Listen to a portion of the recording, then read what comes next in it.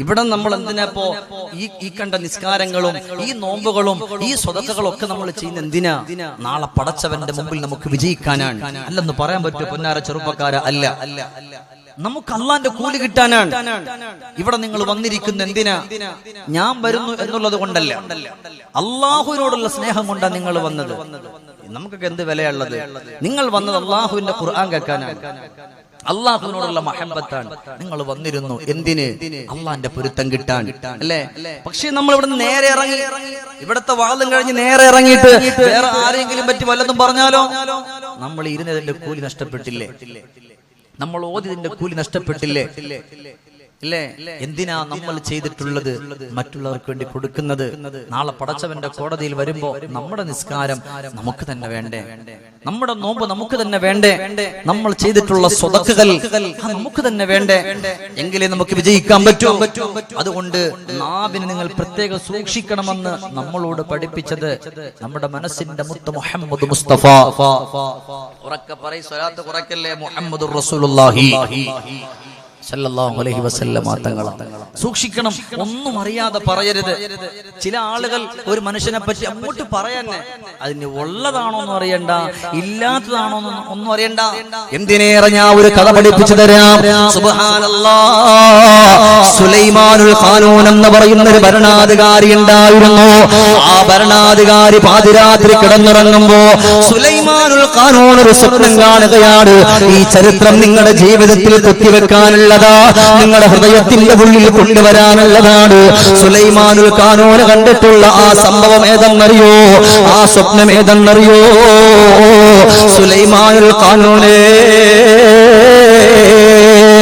അതാ നിങ്ങളുടെ കൂട്ടത്തിൽപ്പെട്ട ഈ നാട്ടിലുള്ള ഒരാള് മരിച്ചിട്ടുണ്ട്. സുലൈമാനുൽ ഖാനൂൻ, അവനെ നിങ്ങളൊന്നെടുക്കണേ, അവനെ വന്ന് കുളിപ്പിക്കണേ, അവനെ വന്ന് മറമാടണേ.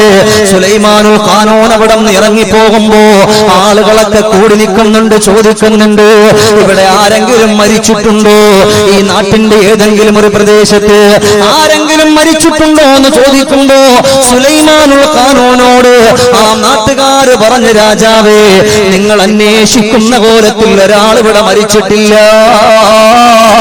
നിങ്ങളുടെ നാവ് കൊണ്ട് പറയാൻ പറ്റുന്ന ഒരാൾ ഇവിടെ മരിച്ചിട്ടില്ല. സുലൈമാനുൽ ഖാനൂനെ കുറിച്ച് മുൻകോപമുള്ള ആളാണ്. ഉടൻ തന്നെ സുലൈമാനുൽ ഖാനൂൻ അവിടെ നിന്ന് പറഞ്ഞു, നിങ്ങളാണോ പറഞ്ഞത് മരിച്ചിട്ടില്ലെന്ന്? ഇവിടെ മരിച്ചു എന്ന് എനിക്കറിയാമല്ലോ. അവസാനം മൂന്നാമത്തെ പ്രാവശ്യം ചോദിക്കുമ്പോൾ പറയുന്നു, തങ്ങളെ, ഇവിടെ ഒരാള് മരിച്ചിട്ടുണ്ട്. അവൻ കള്ളു കുടിച്ചവനാ, അവൻ വ്യഭിചരിച്ചവനാ, റബ്ബിനെ ഓർക്കാതെ കടന്നു പോയവനാണ്. അതുകൊണ്ട് ഞങ്ങളവനെ കുളിപ്പിക്കില്ല, ഞങ്ങളവനെ പൊതിയില്ല, ഞങ്ങളവനെ കബറടക്കില്ല. അല്ലാഹുവേ, സുലൈമാനുൽ ഖാനൂൻ അവിടെ നിന്ന് ചോദിച്ചു, ഇവന്റെ വീട് എവിടെയാണ്?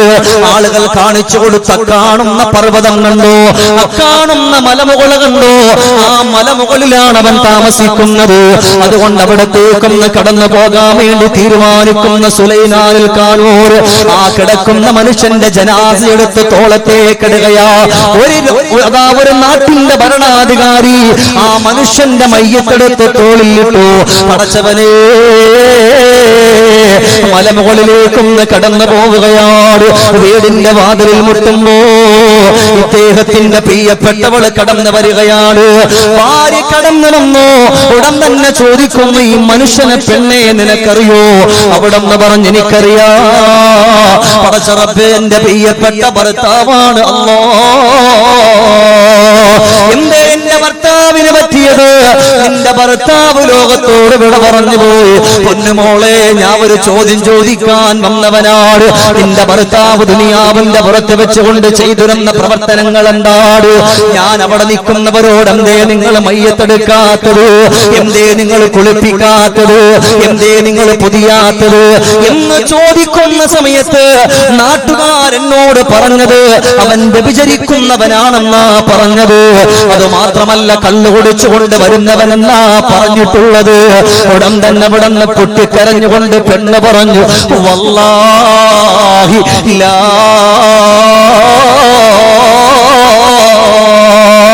ഇന്ന് വരെ എന്റെ ഭർത്താവ് കുടിച്ചിട്ടില്ല, ഇന്ന് വരെ എന്റെ ഭർത്താവ് വ്യഭിചരിച്ചിട്ടില്ല, അതിന് പൂർണ്ണ ഉറപ്പെനിക്കുണ്ടേ. പടച്ചവനെ, സുലൈമാനുൽ ഖാനോന് ചോദിച്ചു പോവുകയാണ്, എന്തേ നീ എങ്ങനെ പറയാനുള്ള കാരണം? നാട്ടുകാർ പറയുന്ന മറ്റൊന്നാണ്, ഭാര്യയാകുന്ന നീ പറയുന്ന മറ്റൊന്നാ. അവര് പറയുന്നതിൽ കാരണമുണ്ട് തങ്ങളെ. അപ്പോഴാണ് ചോദിക്കുന്നു, നിങ്ങളാരാണ്, നിങ്ങളാരാണ്? അവിടെ നിന്ന് പറഞ്ഞു, ഞാൻ ഈ നാടിന്റെ ഭരണാധികാരി, ഞാൻ സുലൈമാനുൽ ഖാനോനാണ്. എന്നാൽ അവിടെ നിൽക്കട്ടെ, കാര്യം പറയൂ. അവിടെ നിന്ന് പ്രിയപ്പെട്ടവള് പറഞ്ഞു, നാട്ടുകാര് പറയുന്നതിൽ കാരണമുണ്ട്. കാരണമെന്താ? എന്റെ പ്രിയപ്പെട്ട ഭർത്താവ് ജോലിക്ക് പോകാറുണ്ട്, ജോലി കഴിഞ്ഞിട്ട് കിട്ടുന്ന സമ്പത്ത് കൊണ്ട് വന്നിട്ട് കല്ല് ഷാപ്പിലേക്കൊന്ന് കടന്നു പോവുകയാണ്. കല്ല് കച്ചവടം ചെയ്യുന്ന സ്ഥലത്തേക്ക് എന്റെ ഭർത്താവ് കടന്നു പോകും. അവിടെ ഉള്ള മുഴുവൻ കല്ലും അതാ വിലക്കെടുക്കുകയാണ്, അവിടെ ഉള്ള മുഴുവൻ കല്ലും വിലക്കെടുക്കുകയാണ് എന്ന് പറഞ്ഞിട്ട്, വരുവോ തങ്ങളെ എന്ന് പറഞ്ഞിട്ട് വിളിച്ചു കൊണ്ടുപോയി വലിയ ഒരു കുഴി കാണിച്ചു കൊടുക്കുകയാ. ആ കല്ല് മുഴുവനും മേടിച്ച് ഈ കുഴിയിൽ കൊണ്ടുവന്ന് എന്റെ ഭർത്താവ് ഒഴിക്കാറുണ്ട്. ഞാനങ്ങനെ ചോദിക്കാറുണ്ട്, ഭർത്താവേ നിങ്ങൾക്ക് ഭ്രാന്തുണ്ടോ? ഈ കല്ല് മുഴുവനും കൊണ്ടുവന്നിട്ട് ഇവിടെ ഒഴിക്കുന്ന കാരണം എന്താണ്? പൊന്നുമോളെ, ഇത് ഞാൻ മേടിച്ചു കൊണ്ടുവന്നിട്ട് ഈ കുഴിയിലേക്ക് ഒഴിച്ചാൽ ഇവിടെ ഉള്ള കുറെ ആളുകൾ കള്ളുകുടി ഒഴിവാക്കുമല്ലോ, പടച്ചവനെ ഓർക്കാനുള്ളൊരു അവസരം അവർക്ക് ലഭിക്കുമല്ലോ. അതുകൊണ്ട് ഈ കള്ളു മുഴുവനും മേടിച്ചു കൊണ്ടുവന്ന് കുഴിയിലേക്ക് ഒഴിക്കുന്നത്. അല്ലാതെ എന്റെ ഭർത്താവ് കള്ളു കുടിച്ചിട്ടില്ല, അപ്പൊ വ്യഭിചരിച്ചെന്ന് പറയുന്നതോ? എന്റെ ഭർത്താവ് കടന്നു പോകും. ആ നാട്ടിൽ 3-4 വ്യഭിചാരിണികളായ സ്ത്രീകളുണ്ട്. അവരുടെ പക്കത്തേക്ക്, അവരുടെ ചാരത്ത് പോയിട്ട് അവർക്ക് ആ ചില്ലറ കാശ് കൊടുത്തിട്ട് പറയും, സഹോദരിമാര് ഇത് വേണ്ട, പടച്ചവനെ കിട്ടപ്പെടൂല്ല, അതുകൊണ്ട് നിങ്ങളൊരു കാര്യം ചെയ്യുവോ, ഈ കാശ് കൊണ്ട് നിങ്ങളുടെ ജീവിതത്തിന്റെ ഉപജീവന മാർഗം, നിങ്ങളുടെ ഉപജീവന മാർഗം നിങ്ങൾ നടത്തിക്കോ എന്ന് പറഞ്ഞിട്ട് ആ പെണ്ണുങ്ങളുടെ വീട്ടിലേക്ക് പറഞ്ഞു വിടും. അവരെ വ്യഭിചാരത്തിൽ നിന്ന് പിന്തിരിപ്പിക്കുന്ന സ്വഭാവം എന്റെ ഭർത്താവിനുണ്ട്. എന്റെ ഭർത്താവ് ചെയ്തത് നന്മകളാണ്, പക്ഷേ ആളുകൾ കാണുമ്പോൾ അത് കുറ്റമാണ്. എന്റെ ഭർത്താവ് ഒരേ ഒരു കാര്യം പറഞ്ഞിട്ടുണ്ട്. ഞാൻ എന്റെ ഭർത്താവിനോട് ചോദിച്ചു, ഭർത്താവേ, നിങ്ങൾ ഇങ്ങനെ വ്യഭിചാരികളുടെ ചാരത്ത് പോയിട്ട്, കള്ള് ഷാപ്പിൽ പോയിട്ട് അതിന്റെ ഇടയിൽ നിങ്ങൾ മരിച്ചുപോയാ നിങ്ങളുടെ മയ്യത്താര് കുളിപ്പിക്കും, നിങ്ങളാര് പൊതിയും, നിങ്ങളാര് കബറെടുക്കും എന്ന് ചോദിക്കുമ്പോൾ എന്റെ ഭർത്താവ് എന്നോട് പറഞ്ഞ മറുപടി അറിയോ? ഈ നാട്ടിന്റെ ഭരണാധികാരിയായ സുലൈമാനുൽ ഖാനോനുണ്ട്, പടച്ചവനെ പേടിച്ചുകൊണ്ട് കഴിയുന്ന ആളാ ആ സുലൈമാനുൽ ഖാനോ. എന്റെ മയ്യത്ത് പൊതിയും, എന്റെ മയ്യത്ത് നിസ്കരിക്കും, എന്റെ മയ്യത്ത് കുളിപ്പിക്കും എന്ന് പറയുമ്പോ അതിപ്പോഴാ എനിക്ക് മനസ്സിലായത് തങ്ങളെ. ഒരു മനുഷ്യനെ പറ്റിയും നമ്മൾ അവന്റെ പുറംപൂച്ച് നോക്കിയിട്ട് അവനെ വിലയിരുത്തരുത്, അല്ലേ? നമ്മളിപ്പോ ആരെങ്കിലും ഒരാളുമായിട്ട് വഴിയോരത്ത് നിന്നിട്ട് ഇപ്പൊ സംസാരിക്കുന്ന എന്താ പറയും? അവനാള് തീരെ ശരിയല്ല, അവനാള് തീരെ ശരിയല്ല, അവ അങ്ങനെ ഇങ്ങനെ പച്ചയിറച്ചി ഇങ്ങനെ തിന്നോണ്ട് നടക്കും, മറ്റുള്ളവരെ കുറ്റം പറയും, ആക്ഷേപിക്കും. അവന്റെ കൈ ഇല്ലാത്ത പണിയും ഇല്ലട ചങ്ങായി, അതുകൊണ്ട് നീ നിന്റെ ജോലി നോക്ക് എന്ന് പറയുന്ന ഒരു സ്വഭാവക്കാരല്ലേ നമ്മള്? വേണ്ട. ഒരു മനുഷ്യന്റെ അല്ലെങ്കിൽ നമ്മളിങ്ങനെ പോകുന്ന വഴിക്ക് വെറും നമ്മുടെ കൂട്ടത്തിൽപ്പെട്ട ഒരു 2 പേർ, ആണുങ്ങളാകട്ടെ സഹോദരിമാരാകട്ടെ, സംസാരിച്ചുകൊണ്ട് നിൽക്കുന്നത് കാണുമ്പോ നമ്മൾ അതിനെ മോശമായി ചിത്രീകരിക്കരുത്. പാടില്ല, മോശമായി ചിത്രീകരിക്കരുത്. അതിലൂടെ ഒരുപക്ഷെ അവർ സംസാരിക്കുന്നപ്പോൾ നന്മകളായിരിക്കും, സന്തോഷങ്ങളായിരിക്കും, അള്ളാഹുവിന് ഇഷ്ടപ്പെട്ട കാര്യങ്ങളായിരിക്കും. അതുകൊണ്ട് ജീവിതം മെച്ചപ്പെടുത്താൻ അള്ളാഹു നമുക്ക് തൗഫീഖ് നൽകി അനുഗ്രഹിക്കുമാറാകട്ടെ. ഒക്കെ പറയാം, അള്ളാഹു നമുക്ക് അതിനുള്ള സൗഭാഗ്യം നൽകി അനുഗ്രഹിക്കട്ടെ. അള്ളാഹുവിന്റെ പരിശുദ്ധമാക്കപ്പെട്ട ഖുർആനിന്റെ ആയത്ത് എല്ലാ സ്ഥലങ്ങളിലും ഓതാറുണ്ട്. ഇല്ലേ? നമ്മുടെ നാവ്, ബഹുമാനപ്പെട്ട ഉസ്മാൻ ബിൻ അഫ്ഫാൻ തങ്ങൾ പറഞ്ഞു, നിന്റെ ഈ നോമ്പ്, നിന്റെ ഇതേ നാവ് കൊണ്ട് നീ അതിനെ കളയരുത്, നീ അതിനെ നഷ്ടപ്പെടുത്തരുത്. അതുകൊണ്ട് നീ സൂക്ഷിക്കണം. നീ ഒരുപാട് നിസ്കരിക്കുന്നവനാണെങ്കിലും, ഒരുപാട് നോമ്പ് നോക്കുന്ന പെണ്ണാണെങ്കിലും, നിന്റെ ഈ ഒരു നാവിന്റെ ഒരു സെക്കൻഡ് മതി അള്ളാഹുവിന്റെ നരകത്തിലേക്ക് നിന്നെ വലിച്ചെറിയാൻ. ആരോടെ പറയണത്? സയ്യിദുനാ അലിയൻ കറമഹുല്ലാഹ്, അലി ഇബ്നു അബീ താലിബ് തങ്ങളോടാണ്. അലിയാർ നിങ്ങൾ കളവ് പറഞ്ഞിട്ടാണോ? അല്ല. അലിയാർ നിങ്ങൾ കുറ്റപ്പെടുത്തിയിട്ടാണോ? അല്ല. അലിയാർ നിങ്ങൾ മോശമായിട്ടാണോ? അല്ല. നമുക്ക് വേണ്ടിയാണെന്ന് അവരുടെ സംസാരം. അള്ളാന്റെ ഹബീബ് സല്ലല്ലാഹു അലൈഹി വസല്ലം തങ്ങളും സ്വഹാബത്തും സംസാരിച്ച ആർക്ക് വേണ്ടിയാ? നമുക്ക് വേണ്ടിയല്ലേ? നമ്മുടെ ആവശ്യത്തിന് വേണ്ടിയല്ലേ? അള്ളാഹു നമ്മുടെ നാവിനെ സൂക്ഷിക്കാനുള്ള സന്തോഷം നൽകട്ടെ. എന്ന് പറയും, എന്തൊരു മടി, അള്ളാഹുവിനുള്ള സൗഭാഗ്യം തരട്ടെ. ഈ നാട്ടുകാരെ പറ്റി എനിക്ക് അധികമൊന്നും പറയണ്ട, നന്നായിട്ടറിയാം, നല്ല ഉഷാറാൻ. പിന്നെ ഇനിയിപ്പോ നോമ്പക്കായന്റെ ക്ഷീണം ഉണ്ടാവും, എന്നാലും ഉറക്കെ പറയും, അള്ളാഹു നമുക്ക് സ്വർഗീയ ലോകം നൽകി അനുഗ്രഹിക്കട്ടെ. അതെ, നിർത്താറായിട്ടുണ്ടോ? അതും അറിയില്ലല്ലോ. നിർത്താറായിട്ടുണ്ടോ? എന്റെ ഞങ്ങൾ മിണ്ടാത്ത ഇല്ലല്ലേ? നിങ്ങളെ ഞാൻ ചോദിച്ചില്ല. അള്ളാഹു നമുക്ക് സന്തോഷം തരട്ടെ. നിങ്ങളുടെ ആമയും കുറയുമ്പോൾ അങ്ങനെ ഒരു ഇഷ്കാല് തോന്നണം, ചിലർ സംശയം തോന്നാം. അതാ നോക്കി, നിങ്ങൾ നാലിപ്പുറം ഉസ്താദ കണക്കുള്ളവരൊക്കെ ഈ പറയുന്നത്, ഞാൻ ഈ പറയുന്ന കാര്യം ഈ ഇരിക്കണ ഉസ്താദ്മാർക്കൊന്നും അറിയാഞ്ഞിട്ടല്ല, എന്നെക്കാളും എനിക്കൊന്നും ഇല്ല, ഇവരിരിക്കുന്നവർക്കൊക്കെ അൽഹംദുലില്ലാഹ് ഇൽമിന്റെ ബഹറുകളാ. നമ്മുടെ സ്റ്റേജിലുള്ളവര്, നമ്മുടെ ഈ കൂട്ടത്തിൽ ഇരിക്കുന്ന പല ഉസ്താദുമാരുണ്ട്. അവരൊക്കെ എന്തിനാ വന്നതെന്നറിയോ? ഞാൻ ഈ പറയുന്ന കാര്യം അവർക്ക് അറിയാഞ്ഞിട്ടല്ല. അവര് വന്നത് ഈ സദസ്സിന്റെ മഹാത്മ്യമുണ്ട് അല്ലേ?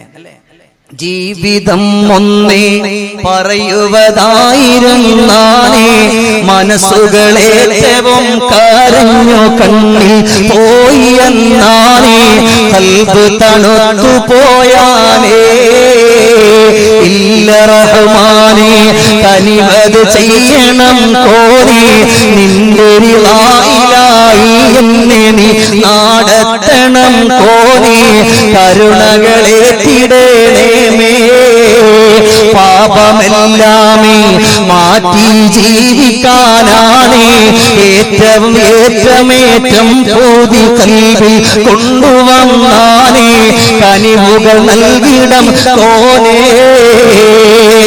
അല്ലാഹുവേ, ഈ ദുനിയാവിന്റെ പുറത്ത് സന്തോഷത്തോടുകൂടി പോവാനാണ്, നമ്മുടെ ഇബാദത്തുകൾ സൂക്ഷിക്കാനാണ്, സന്തോഷത്തിന്റെ വഴിയിലൂടെ, ആനന്ദത്തിന്റെ വഴിയിലൂടെ കടന്നുപോയി റബ്ബിന്റെ പൊരുത്തം കിട്ടാനാണ്. അപ്പോ ഈ സദസ്സിൽ വന്ന ഒരാളും പാഴാകൂല. അല്ലാഹുവേ, ഒരുമിച്ച് നിന്റെ ജന്നാത്തുൽ ഫിർദൗസിൽ കടന്നു പോകാനുള്ള സൗഭാഗ്യം നീ നൽകണേ റഹ്മാനെ. നമ്മുടെ സംഘാടകർ നിങ്ങളുടെ മുമ്പിലേക്ക് ബക്കറ്റുമായി വരുന്നുണ്ട്. ഇൻഷാ അല്ലാഹ് ബിസ്മില്ലാഹിർ റഹ്മാനിർ റഹീം. നിങ്ങൾ കൊണ്ടുവന്നതിൽ നല്ലൊരു ഹദിയ ആ ബക്കറ്റിലേക്ക് നിങ്ങൾ നിക്ഷേപിക്കണം. അല്ലാഹു തആല സ്വീകരിക്കട്ടെ. ഉറക്കൊന്ന് ചൊല്ലി, അഷ്ഹദു അല്ലാ ഇലാഹ ഇല്ലല്ലാഹ് അസ്തഗ്ഫിറുല്ലാഹ് അസ്അലുക്കൽ ജന്ന വഅഊദു ബിക മിനൻ നാർ. അഷ്ഹദു അല്ലാ ഇലാഹ ഇല്ലല്ലാഹ് അസ്തഗ്ഫിറുല്ലാഹ് അസ്അലുക്കൽ ജന്ന. കുറക്കല്ലേ, വഅഊദു ബിക മിനൻ നാർ. അഷ്ഹദു അല്ലാ ഇലാഹ ഇല്ലല്ലാഹ് അസ്തഗ്ഫിറുല്ലാഹ് അസ്അലുക്കൽ ജന്ന വഅഊദു ബിക മിനൻ നാർ. അല്ലാഹുമ്മ ഗ്ഫിർ ലീ ദുനൂബി യാ റബ്ബൽ ആലമീൻ. ഇവിടെ വെച്ച് ചെല്ലിപ്പിക്കണ വെറുതെ അല്ല, ഒരുപാട് സ്വാലിഹീങ്ങളുണ്ട്, ദുആക്ക് ഉത്തരം ഉറപ്പാണ്.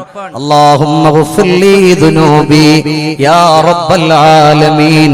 അല്ലാഹുമ്മ ഗ്ഫിർ ലീ ദുനൂബി യാ റബ്ബൽ ആലമീൻ. അല്ലാഹുവേ, ഞങ്ങൾ ഈ ചൊല്ലതിനെ നീ സ്വീകരിക്കണേ അല്ലാഹ്. ഞങ്ങൾ നോറ്റുവീട്ടിയ നോമ്പുകൾ, അതിന്റെ പ്രതിഫലം എവിടെയും നഷ്ടപ്പെട്ടു പോകാതെ നമുക്ക് തന്നെ നൽകണേ അല്ലാഹ്. ഇത് കാരണത്താൽ പാപങ്ങൾ പൊരുത്തപ്പെട്ടവരുടെ കൂട്ടത്തിൽ ഞങ്ങളെ ഉൾപ്പെടുത്തണേ അല്ലാഹ്. പ്രിയപ്പെട്ട ഉമ്മമാരെ, സഹോദരങ്ങളെ, നമ്മൾ സ്വന്തമായിട്ട് വീക്ഷിക്കണം. നമ്മൾ സ്വന്തമായിട്ട് നന്നായിട്ടില്ല എന്നുണ്ടെങ്കിൽ പിന്നെ ആര് നന്നാക്കാനാണ്? അൽഹംദുലില്ലാഹ്, ഒരുപാട് വാളൊക്കെ നമ്മൾ കേൾക്കും, ഒരുപാട് വാളുകൾ നമ്മൾ കേൾക്കും. എന്നാൽ സ്വന്തം മനസ്സുകൊണ്ടുകൂടെ കരുതണം, പടച്ചവനെ നന്നാവണമെന്ന്. അപ്പോഴൊരു ഈമാനികമായ മാറ്റം നമ്മുടെ ഖൽബിലേക്ക് വരുള്ളൂ. അല്ലാതെ ഫിത്നയും വസാദൊക്കെ പറഞ്ഞ് അല്ലാഹ് പറയും, നീ ചെയ്തതിന്റെ ശിക്ഷ നിനക്ക് ഉറപ്പാണ്.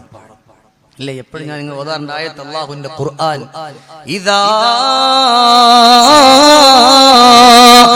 ألقوا منها سمعوا لها شهيقا وهي تفور تكاد تميز من الغيظ كلما ألقي فيها فوج سألهم خزنتها ألم نأتكم نذير قالوا بلى قد جاءنا نذير فكذبنا وقلنا ما نزل الله من شيء. അള്ളാഹു മനുഷ്യന്മാർ നരകത്തിലേക്ക് വലിച്ചെറിയുന്ന ഒരു സമയമുണ്ട്. അള്ളാഹു നമുക്ക് സ്വർഗം തരട്ടെ. ഞാൻ പറഞ്ഞതിന്റെ പേര് നിങ്ങൾ ആമീൻ പറയരുത്, നിങ്ങളുടെ മനസ്സിൽ തട്ടി പറയണം അള്ളാഹു നമുക്ക് സ്വർഗം തരട്ടെ. അള്ളാഹ് പറയാൻ, എടാ നിനക്ക് മുന്നറിയിപ്പുകാരൊക്കെ വന്നില്ലേ നോമ്പ് നല്ലതുപോലെ നോറ്റ് വീട്ടാൻ. തൂബൂ ഇലല്ലാഹി തൗബത്തൻ നസൂഹ, അള്ളാഹുലേക്ക് പശ്ചാത്തപിച്ചു മടങ്ങണമെന്ന് പറയാൻ. അഖീമുസ്സലാ, നിസ്കാരത്തെ നിലനിർത്തണമെന്ന് പറയാൻ. സക്കാത്ത് കൊടുക്കണമെന്ന് പറയാൻ. ഓരോന്നും പറയാൻ നിങ്ങൾക്ക് മുന്നറിയിപ്പുകാർ വന്നിട്ടില്ലേ? ചില മനുഷ്യന്മാര് പറയും, പടച്ചോനെ ബലാ ഖദ് ജാഅനാ നദീർ, മുന്നറിയിപ്പുകാരൊക്കെ വന്നിട്ടുണ്ട് അല്ലാഹുവേ ഫകദബ്നാ വഖുൽനാ മാ നസ്സലല്ലാഹു മിൻ ഷൈ. പക്ഷേ നിന്റെ ഖുർആനിലൂടെ പറഞ്ഞതൊക്കെ ഞങ്ങൾ കളവാക്കി പടച്ചവനെ. അങ്ങനെ പറയുന്നവർ തൊട്ടിയിരിക്കുന്ന മുഴുവൻ ഉമ്മത്തുകളെയും അല്ലാഹു തആല കാത്തുരക്ഷിക്കട്ടെ. അങ്ങനെ പറഞ്ഞപ്പെട്ടില്ലേ? അങ്ങനെ കാണാൻ മനുഷ്യരെ പറഞ്ഞു പോയ അല്ലാഹു തആല പറയുന്നത് എന്താ? ഇന്ന ജഹന്നമ കാനത് മിർസാദാ ലിത്വാഗീന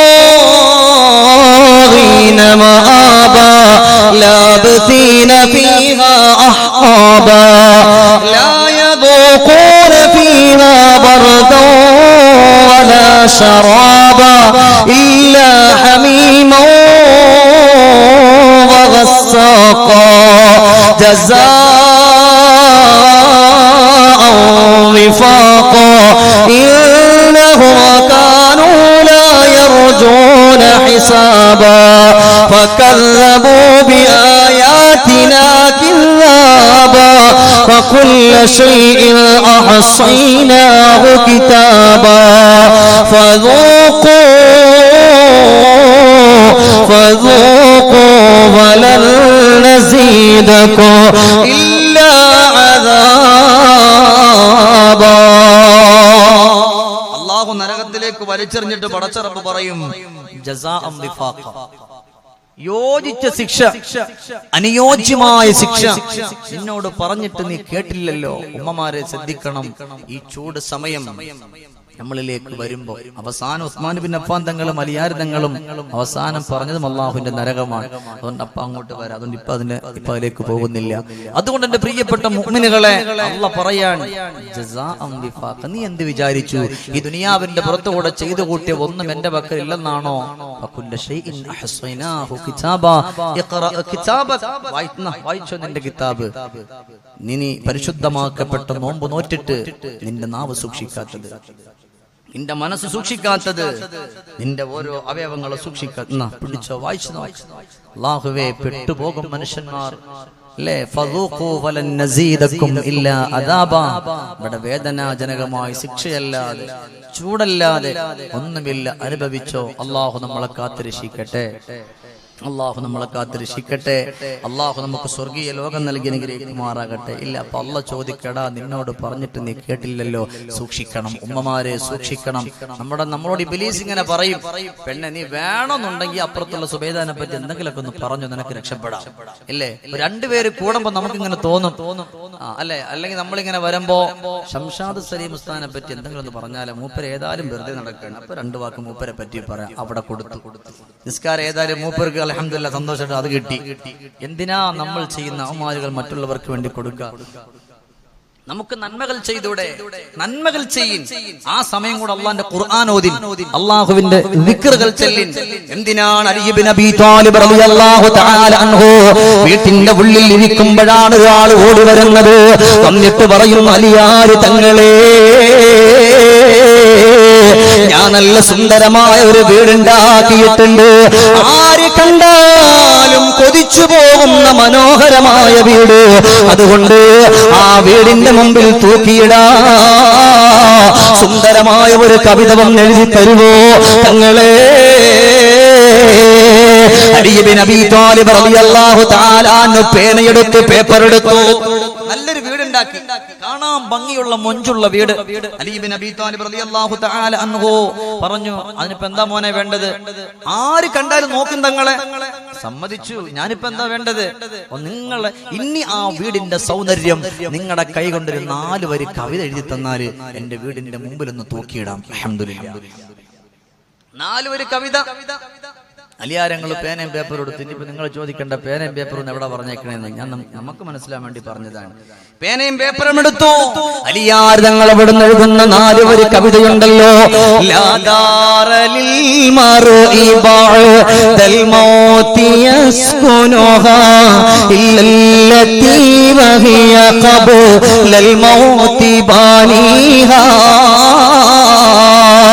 وإن بناها بخير طاب مسكنه وإن بناها بشر خاب بانيها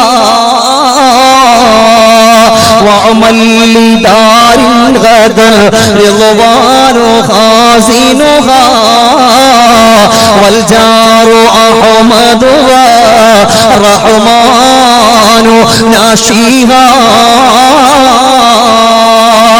ഇന്നിവിടെ കടന്നിരിക്കുന്ന ബാപ്പമാരെ, ചെറുപ്പക്കാരെ, എത്രയോ അർത്ഥവത്തായിട്ടുള്ള വരികളാണ് അലി ഇബ്നു അബീ ത്വാലിബ് റളിയല്ലാഹു അൻഹു എഴുതിയത്. അവിടെ എഴുതിയിട്ടുള്ളത് എന്താ മോനെ? ലാ ദാറൽ മർഇ ബഅദൽ മൗതി യസ്കുനുഹാ. മരണത്തിന് ശേഷം ജീവിക്കാൻ നിനക്കൊരു വീടില്ല.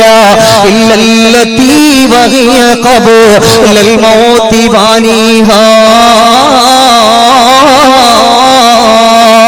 മരണത്തിന് മുമ്പ് നീ പണിതിട്ടുള്ള വീടല്ലാതെ ഒരു വീട് നിനക്ക് മരണത്തിന് ശേഷം ജീവിക്കാൻ നിനക്കില്ല. പാപ്പമാരെ, ഇന്ന് നമ്മൾ ഉണ്ടാക്കുന്ന കൊട്ടാരങ്ങളല്ല, നമ്മുടെ മണിമാളികയല്ല, നമ്മുടെ സൗധങ്ങളല്ല. ഇല്ലല്ലതീ വഹിയ ഖബ്ലൽ മൗതി ബാനിഹാ. മരണത്തിന് മുമ്പ് നീ പണിതിട്ടുള്ള വീടല്ലാത്തൊരു വീട് നിനക്കില്ലല്ലോ. അതുകൊണ്ട് وإن بناها بخير طاب مسكنه وإن بناها بشر خاب بانيها وإن بناها.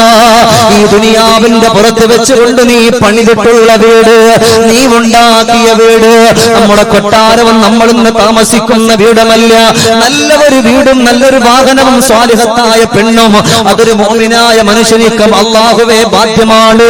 നബിയുനാ റസൂലുള്ളാഹി സ്വല്ലല്ലാഹു അലൈഹി വസല്ലമ തങ്ങളെ പഠിപ്പിച്ചിട്ടുണ്ട്, ശരിയാണ്. എന്നാൽ നമുക്ക് ഉണ്ടാകേണ്ടുന്ന വീട് ഏതെന്നറിയോ? വഇൻ ബനാഹാ. ഇവിടെ വെച്ച് നീ പണിതിട്ടുള്ള വീട്, ഇന്നിവിടെ ഓടി വന്നിരുന്നല്ലോ.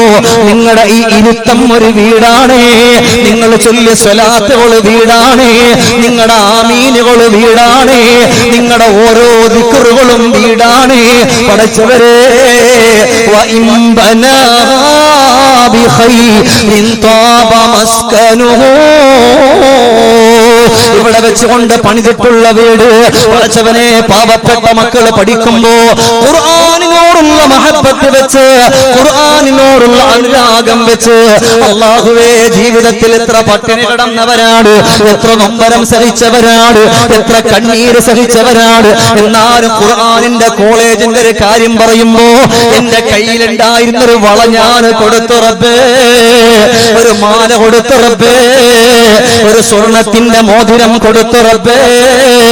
ത്വാബ മസ്കനുഹു. അവന്റെ വീട് നല്ല വീടാണ്. അബ്ശിറൂ ബിൽ ജന്ന. പടച്ചവന്റെ സ്വർഗത്തിന്റെ സന്തോഷത്തിന്റെ മുന്നറിയിപ്പുള്ള വീട്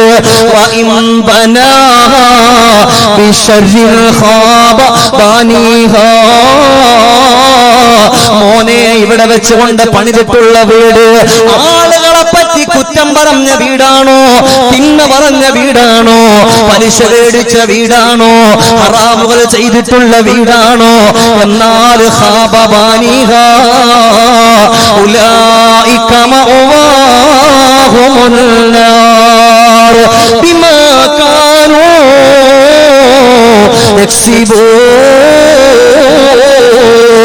പടച്ചവനെ ചെയ്തു പോയിട്ടുള്ള കാര്യങ്ങൾ കാരണത്താൽ അല്ലാഹുവിന്റെ നരകത്തിന്റെ വീടാണ് ഒരുങ്ങിയിട്ടുള്ളത്. അതുകൊണ്ട് ഇവിടെ വെച്ച് നന്മകൾ ചെയ്യണം, എങ്കിലേ നമുക്ക് വിജയമുള്ളൂ. അതുകൊണ്ട്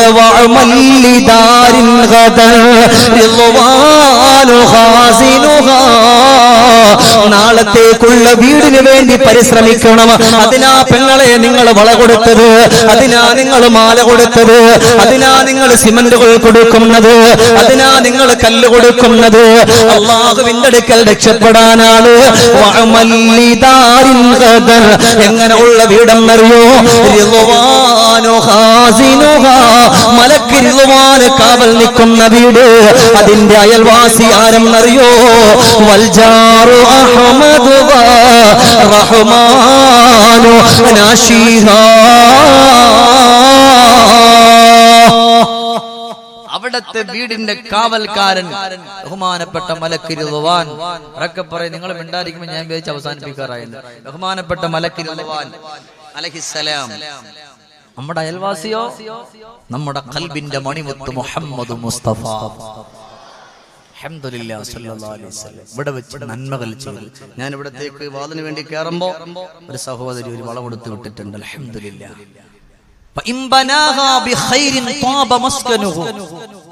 നന്മകൾ ചെയ്തിട്ട് നന്മയുള്ള വീട്ടിലേക്ക് നിങ്ങൾ ഇരിക്കുന്നുണ്ടല്ലോ, ഇരുത്തം ഒരു വീടാണ് എന്ന് പറഞ്ഞാൽ ഈ കാണുന്ന ഈ കൂരല്ല, ഒരു വീടാണ് എന്ന് പറഞ്ഞാൽ നമ്മുടെ നടത്തം, ഇൽമിന്റെ സദസ്സിലേക്കുള്ള നടത്തം ഒരു വീടാണ്. അല്ലാഹു നമ്മളെ കാത്തിരക്ഷിക്കട്ടെ. പടച്ച റബ്ബ് സ്വർഗീയ ലോകം നമുക്ക് നൽകി അനുഗ്രഹിക്കുമാറാകട്ടെ. അതുകൊണ്ട് എന്റെ പ്രിയപ്പെട്ട മുഅ്മിനുകളെ മനസ്സിലാക്കണം. അവിടെ നിന്ന് പറഞ്ഞു, അല്ലാഹുവിന്റെ റഹ്മത്ത് നിനക്ക് ലഭിച്ചോ എന്ന് എങ്ങനെ അറിയാം ഉസ്മാൻ? എങ്ങനെ അറിയാം ഉസ്മാൻ എന്ന് അലി ഇബ്നു അബീ ത്വാലിബ് തങ്ങൾ ചോദിക്കുമ്പോഴാ പറഞ്ഞത്, നീ നിന്റെ നാവിനെ സൂക്ഷിച്ചവനാണോ? നിനക്ക് വിശ്വസിക്കാം. നീ പിന്നൊരു കുറ്റവും ചെയ്തിട്ടില്ലല്ലോ, എന്നാൽ നീ വിശ്വസിച്ചോ? അള്ളാഹുവിന്റെ പൊരുത്തം നിനക്കുണ്ടെന്ന്. ബഹുമാനപ്പെട്ട സയ്യിദ് അവർകൾ ഇവിടത്തേക്ക് വരുമ്പോ നമുക്ക് അവസാനിപ്പിക്കേണ്ടതുണ്ട്. അതുകൊണ്ട് സാധാരണ ഈ പരിശുദ്ധമാക്കപ്പെട്ട റമദാനിലൊക്കെ കൂടിപ്പോയ 1.5 മണിക്കൂറൊക്കെ പറയാം. സംശയ സലീം ഉസ്താദ് പറഞ്ഞ 1.5 മണിക്കൂർ നമുക്ക് അവന് അവസാനിപ്പിച്ചോളെന്ന് ചോദിച്ചപ്പോഴത്തേന് 2.5 മണിക്കൂർ നമുക്ക് പറയും. പിന്നെ ഞാൻ എന്താ ചെയ്യാ? അള്ളാഹു നിങ്ങളൊരു പേടിയും പേടിക്കണ്ട. തങ്ങൾ എപ്പോ അവിടെ നിന്ന് കയറുന്നു അപ്പൊ ഞാൻ നിർത്തും. അള്ളാഹു നമുക്ക് സന്തോഷം നൽകട്ടെ. ബഹുമാനപ്പെട്ട തങ്ങൾ വരുമ്പോൾ നിങ്ങൾ ഇരിക്കൂലേ? ആ നല്ല ഇൻഷാ അല്ലാഹ് പറയും. എന്തെങ്കിലും മിണ്ടാത്ത തീരെ ഒരു ഉഷാരല്ല. അള്ളാഹു നമ്മയൊക്കെ രക്ഷപ്പെടുത്തട്ടെ. അള്ളാഹു നമുക്ക് സ്വർഗീയ ലോകം നൽകി അനുഗ്രഹിക്കുമാറാകട്ടെ. അതുകൊണ്ട് എന്റെ പ്രിയപ്പെട്ട മുഅ്മിനുകളെ, ഈ ഉള്ള ദുനിയാവിന്റെ പുറത്തൂടെ പോകുമ്പോ എവിടെയാ നമ്മൾ പരാജയപ്പെടാന്നറിയില്ല, എവിടെയാ പരാജയപ്പെടാന്നറിയില്ല. അതുകൊണ്ട് പരാജയപ്പെടാതിരിക്കാനുള്ള വഴികൾ നമ്മൾ നോക്കണം. അതുകൊണ്ട് രണ്ടാമതായിട്ട് പറഞ്ഞു, നിനക്ക് അലിയെ മാതാവിന്റെ പിതാവിന്റെ പൊരുത്തം നിനക്കുണ്ടെന്നുണ്ടെങ്കിൽ, അവരോട് നീ കാരുണ്യം ചെയ്തിട്ടുണ്ടെങ്കിൽ നീ വിശ്വസിക്കണം അള്ളാഹുവിന്റെ റഹ്മത്ത് നിനക്ക് ലഭിച്ചുവെന്ന്. ഞാനൊന്ന് ചോദിച്ചോട്ടെ, ഈ പരിശുദ്ധമാക്കപ്പെട്ട റമളാൻ നമ്മളിലേക്ക് വന്നു. നമ്മളിൽ റമളാനിന്റെ തലേ ദിവസം നമ്മൾ നമ്മുടെ മാതാവ്, നമ്മുടെ ഉപ്പയോ നമ്മുടെ ഉമ്മയോ നമ്മുടെ വീട്ടിൽ ഉണ്ട് എന്നുണ്ടെങ്കിൽ കുഴപ്പമില്ല. അല്ലാത്തവർ, അല്ലെങ്കിൽ ഏതെങ്കിലും ഒരു മകന്റെ വീട്ടിൽ താമസിക്കുന്ന ബാപ്പ, ഏതെങ്കിലും ഒരു മകന്റെ വീട്ടിൽ താമസിക്കുന്ന ഉമ്മ, ആ പ്രിയപ്പെട്ട ഉമ്മയെ ബാപ്പയെ അവരുടെ അടുക്കൽ പോയിട്ട്, ഉമ്മ നാളെ റമളാനാണ്, നിങ്ങൾ എനിക്ക് പൊരുത്തം തരണം കേട്ടോ, നിങ്ങൾ എനിക്ക് പൊരുത്തം തരണം, നിങ്ങളുടെ വാക്കാണ് എനിക്ക് ഏറ്റവും നല്ല വാക്ക് എന്ന് പറഞ്ഞിട്ട് പ്രിയപ്പെട്ട ഉമ്മയെ ബാപ്പയെ നിങ്ങൾ ചെന്ന് കണ്ടിട്ടുണ്ടോ? അലി ഇബ്നു അബീ ത്വാലിബ് തങ്ങളോട് ചോദിക്കാൻ നമ്മൾ അങ്ങനെ ചെയ്യണം അലിയെ. അപ്പോഴാണ് അള്ളാഹുവിന്റെ റഹ്മത്ത് നമുക്ക് ലഭിക്കുക എന്ന് സയ്യിദുനാ ഉസ്മാൻ ഇബ്നു അഫ്ഫാൻ. സയ്യിദുനാ ഉസ്മാൻ ഇബ്നു അഫ്ഫാൻ റളിയല്ലാഹു തആല